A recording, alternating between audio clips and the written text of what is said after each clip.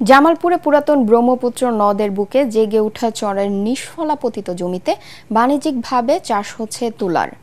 অন্য ফসলের তুলনায় তুলার ফলন এবং দাম ভালো পাওয়ায় প্রতি বছরই বাড়ছে তুলার চাষ। তবে এবার আবহাওয়া প্রতিকূলে থাকায় তুলার ফলন কিছুটা কম হবার শঙ্কা চাষিদের। জামালপুর প্রতিনিধি লুৎফর রহমানের রিপোর্ট জানাচ্ছেন মিজান শাহজাহান। পুরাতন ব্রহ্মপুত্র নদের বুকে জেগে ওঠা চরের জমি একসময় ছিল নিষ্ফলা। এসব পতিত জমিতে চাষিরা বিভিন্ন ফসল ফলানোর চেষ্টা করেও ব্যর্থ হয়। ২০০৬ সাল থেকে তুলা উন্নয়ন বোর্ডের সহযোগিতায় অনাবাদি এসব জমিতে হাইব্রিড ও উন্নত জাতের তুলা চাষে বদলে দিয়েছে এই অঞ্চলের কৃষকদের জীবনযাত্রা। প্রতি বিঘা জমিতে তুলা চাষে ১৫ থেকে ২০ হাজার টাকা খরচ হলেও উৎপাদিত তুলা ৪ হাজার টাকা মনে বিক্রি করে কৃষকরা পাচ্ছেন ৫০ থেকে ৬০ হাজার টাকা।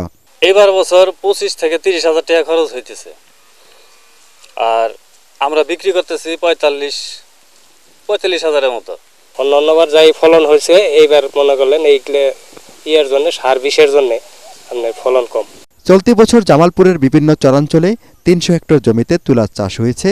প্রতি বিঘা জমিতে এবার ১৫ থেকে ১৬ মণ তুলা উৎপাদন হবে বলে আশা করছেন স্থানীয় কৃষকরা। তুলার দাম মোটামুটি গত অর্থে ১০০ বাড়ে, তারপর আঙ্গুর লাভ হইতেছে না।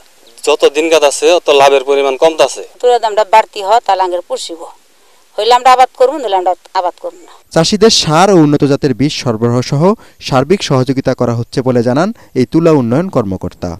আংশিক বৃষ্টিতে ক্ষতিগ্রস্ত হওয়ার পরেও তুলার ফলন ভালো।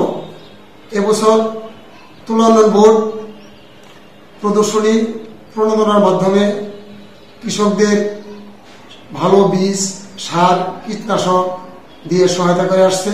সরকারি প্রশিক্ষণ, বিনামূল্যে সার, বীজ ও কীটনাশক সরবরাহ করা গেলে তুলা চাষ আরও বাড়ানো সম্ভব বলে জানিয়েছেন কৃষকরা। Bureau report, ATN Bangla.